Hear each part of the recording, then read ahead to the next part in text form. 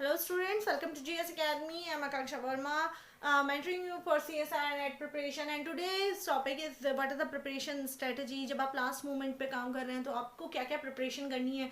So basically preparation strategy क्या होगी कि आप केमिकल साइंस की ना MCQs की एक बुक लीजिए, लास्ट मोमेंट पे आप उसको MCQs को सॉल्व करने की प्रैक्टिस कीजिए. ठीक है. अच्छा, सबसे ज़्यादा स्कोरिंग जो लास्ट मोमेंट है उस टाइम पे आप ऑर्गेनिक नहीं उठाएंगे. ऑर्गेनिक जो है बहुत पजल कर देती है, बिकॉज बहुत सारे कॉन्सेप्ट हो जाते हैं, हॉच पॉच हो जाता है. सो उससे बचने के लिए आपके पास क्या है, आपके पास एक मेथड है कि आप थोड़ा सा सिलेक्टिव पार्ट पढ़िए. सो कौन सा सिलेक्टिव पार्ट पढ़ना है? सो केमिकल साइंस के MCQs पढ़ने हैं. बेसिकली आप पार्ट ए की प्रिपरेशन कीजिए ज़्यादा.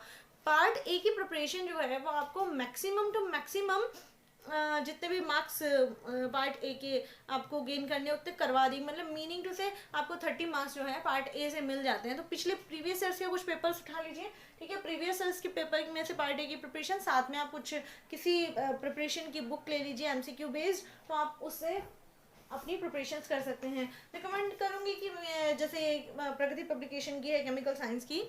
ठीक है. आप इस बुक से प्रिपरेशन कर सकते हैं. ठीक है. पार्ट ए की भी प्रिपरेशन इस बुक से काफ़ी अच्छी हो जाती है, और आपके कुछ केमिकल साइंस के जितने भी पार्ट बी और पार्ट सी के क्वेश्चन हैं वो भी इसमें काफ़ी अच्छे एक्सप्लेन किए हुए हैं.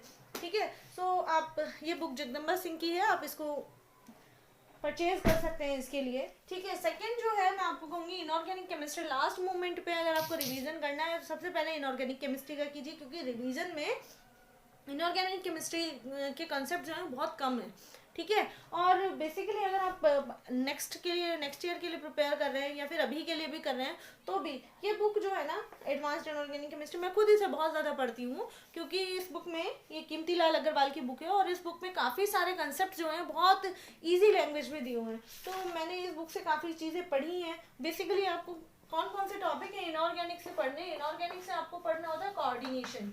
कोऑर्डिनेशन जो है मस्ट डू टॉपिक है आपके लिए. ठीक है. अनदर टॉपिक जो है वो है आपका lanthanides and actinides. Lanthanides and actinides F block जो भी है वो आपको पढ़ना ही पढ़ना है. ठीक है. लास्ट जो हमारा कोऑर्डिनेशन कंपाउंड है, कोऑर्डिनेशन कंपाउंड के तो सारे के सारे कंपाउंड, सारे के सारे जो मैग्नेटिक प्रॉपर्टी हो गया, इलेक्ट्रॉनिक स्पेक्ट्रा हो गया, मेटल कॉम्प्लेक्सेस हो गया, सब पढ़ना. ऑर्गल डायग्राम, टनेबो सुगानो, सब इसमें इस बुक में जो है काफ़ी अच्छे से एक्सप्लेन किए हुए हैं. तो कोऑर्डिनेशन तो मस्ट डू टॉपिक है आपका. लैंथेनाइड और एक्टिनाइड जो है वो सेकंड टॉपिक है, जिससे आपको 100% 2 या 3 क्वेश्चन मिलते हैं, और ये सारे सारे क्वेश्चन इंपॉर्टेंट भी होते हैं. ठीक है. तीसरा जो आपके लिए मैं मस्ट डू टॉपिक कहूँगी वो होगा आपका पॉलीमर्स. ठीक है. इनऑर्गेनिक पॉलीमर्स जो है एंड क्लस्टर्स, वो भी इस बुक में बहुत अच्छे से एक्सप्लेन किया हुआ है. तो आप इस टॉपिक को भी यहाँ पे इसी बुक से पढ़ सकते हैं. ऑलमोस्ट अगर आप लास्ट मोमेंट स्ट्रेटजी में इस बुक को पूरी खत्म कर लेते हैं तो आपको काफ़ी अच्छे मार्क्स हमें मिल सकते हैं. अच्छा, लास्ट में आता है फिजिकल केमिस्ट्री. फिजिकल केमिस्ट्री जो है वो आपका प्लस पॉइंट बन सकती है अगर आपने सारे के सारे फॉर्मूलाज बड़े ध्यान से पढ़े हैं तो. ठीक है. फॉर्मूला बेस्ड है, आपको डायरेक्ट फॉर्मूला आता है एग्जाम में, तो आपको टिक करना होता है 4 में से कोई एक ऑप्शन करेक्ट होगा, ऑब्वियस सी बात है. तो वहाँ पे आपको सिलेक्ट, अगर आपने फॉर्मूलाज अच्छे से पढ़े हैं तो आपको अच्छा रिस्पांस मिलेगा जब आप फिजिकल केमिस्ट्री पढ़ेंगे. फिजिकल केमिस्ट्री की मैं जो रिकमेंड करूँगी वो बुक है गुरटू एंड गुरटू. ठीक है. गुरटू एंड गुरटू. इस बुक को देख के आप खुद समझ सकते हो कि मैंने खुद ये बुक कितनी पढ़ी है. पूरी बुक मैंने कई बार पढ़ चुकी हूँ मैं इसको.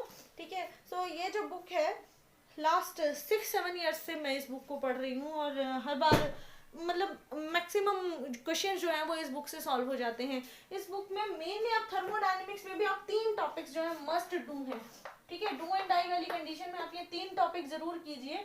एक तो आपका सबसे पहले है क्वांटम. क्वांटम तो आपको करना ही करना है, क्वांटम छोड़ना ही नहीं है.